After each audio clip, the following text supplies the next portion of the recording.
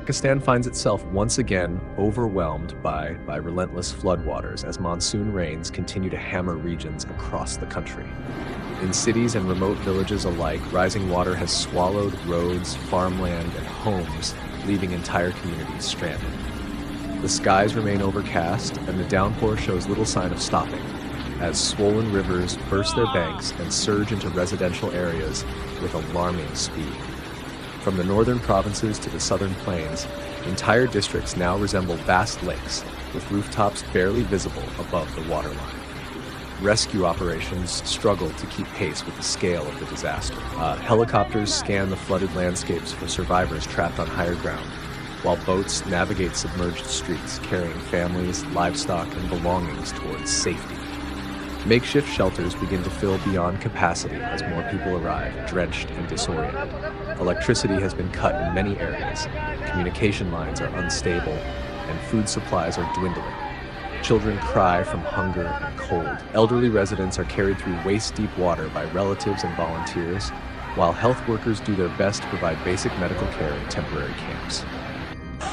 Sanitation concerns grow by the hour, raising fears of waterborne diseases spreading through stagnant pools. In some regions, the flood has erased entire harvests, burying crops under layers of mud and debris. The economic toll is beginning to take shape as farmers face the loss of both income and sustenance. Bridges have collapsed, cutting off access to essential routes. Schools and clinics lie submerged. Public transportation has ground to a halt in several major cities, as streets remain underwater and vehicles float aimlessly in the current. Despite the chaos, there are moments of resilience. Communities come together, forming human chains to rescue the stranded. Local initiatives distribute clean drinking water and hot meals. Youth volunteers organize impromptu relief stations in unaffected zones, collecting blankets, medicine, and clothes for those displaced. Across Pakistan, a spirit of solidarity pulses through the devastation. The psychological toll is harder to measure, but no less significant. For many, this is not the first time they've had to flee from rising waters. The fear of losing everything again weighs heavily. Children whisper questions no one can easily answer about their schools, their homes, their futures. Families huddle in dark corners of shelters, unsure when or if they can return. The rain continues.